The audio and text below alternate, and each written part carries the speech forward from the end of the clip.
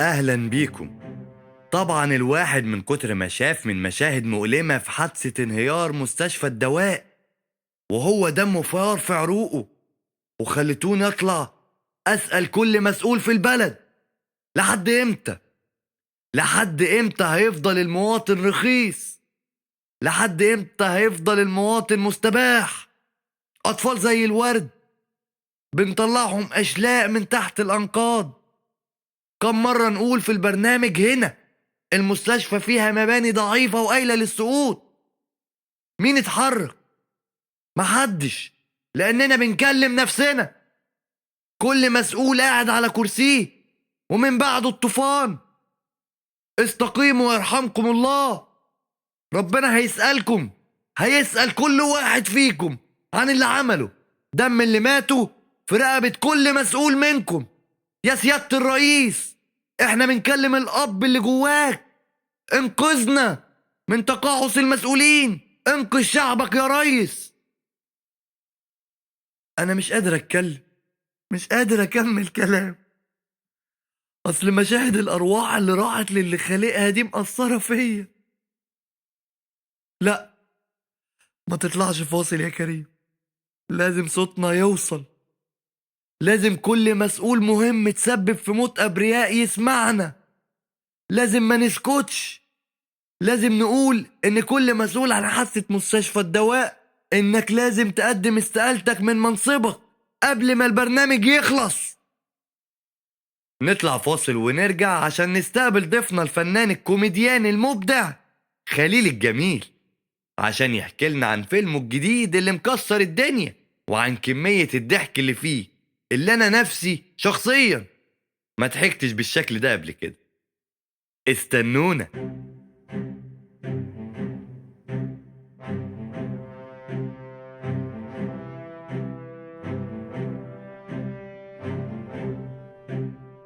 ايه الحلاوة دي؟ لعلعت يا رمزي. ده العادي يا رياض. هو أنت أول مرة تشوفني ولا إيه؟ لا بس أول مرة أشوفك من قريب. عشان كده. بتعملها إزاي دي يا رمزي؟ هي إيه دي؟ يعني كنت بتتكلم على حادثة المستشفى وعيونك كانت بتدمع وصوتك مبحوح، وأول ما طلعنا فاصل وشك نور ولا كأنك كنت متأثر ولا حاجة. وكمان قابلت الممثل السخيف ده اللي أنا مش فاكر اسمه إيه، وكنت بتضحك على كل إفهاته اللي أراهنك إن عمرها ما هتضحك حد. بتعملها إزاي دي؟ سر المهنة يا صاحبي.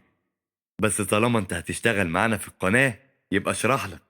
يا ريت والله، يبقى كتر خيرك. اي اعلامي عنده مشاهدات هيبدأ الحلقة بتاعته بالحدث الظاهر اللي بيسموه اليومين دول الترند.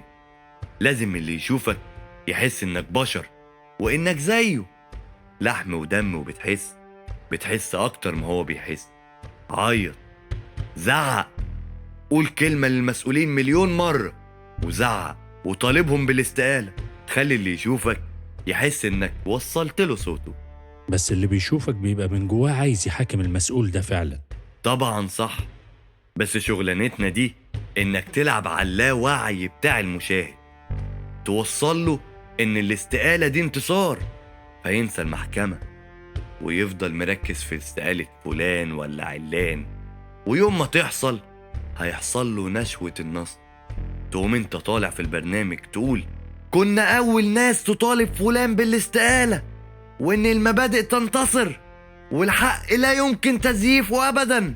ولما المسؤول ده ما يقدمش استقالته هيكون المشاهد نسي، لانك هتكون لهيته بوجبة دسمة مع الفنان فلان اللي هيقول افيهات سخيفة شبهه، وانت تجود وتضحك. ولو جايب حد جان شوية اسحل المشاهد في علاقة الجان ده والبنت اللي شقطها في ثانوي، هوب هيبقى ترند. وده لأن الحادثة كانت الصبح، يعني كام قناة وكام موقع عرضوا الصور. بقى عادي بالنسبة للمشاهد واللاوعي بتاعه زهق من النكد وعايز فرفشة. يا سلام، بالبساطة دي؟ طبعا زمان في أوائل الأربعينات حصلت مجزرة الهولوكوست.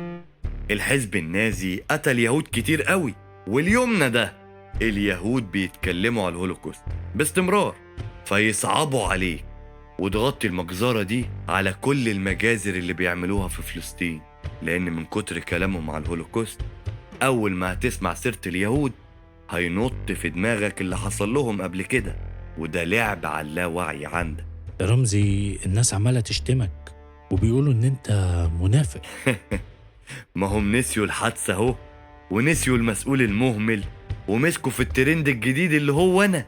طب ومصداقيتك وشكلك قدام الناس؟ ده بيقولوا إن أنت ده طبيعي، وكده كده الناس بتنسى، وكده كده الناس هتحب تدخل تشوفني. بقولك ايه، عندك مثلا لما عملوا افلام زمان حبوا يضيفوا لها نوع من انواع الواقعية، خلوا البطل يضرب الشرير بجد مش تمثيل.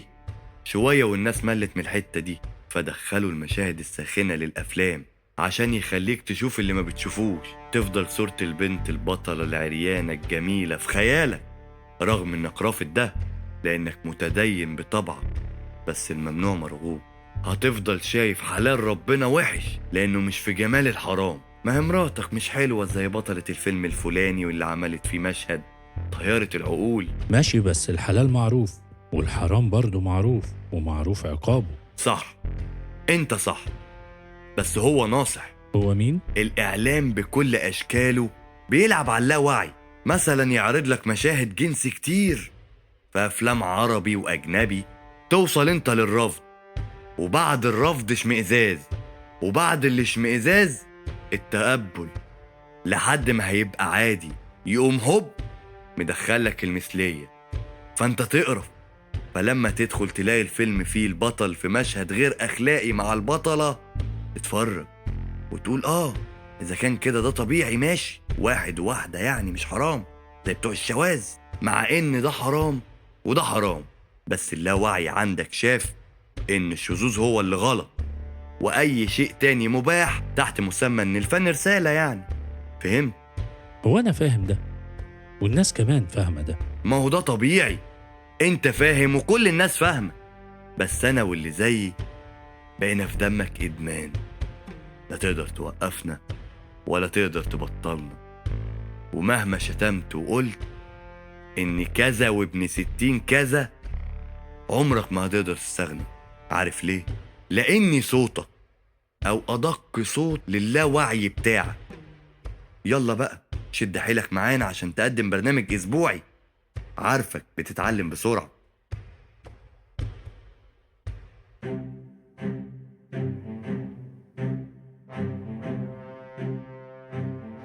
مساء الخير، أهلا بكل مشاهدين قناة نيو دي وأول حلقة من برنامج السد.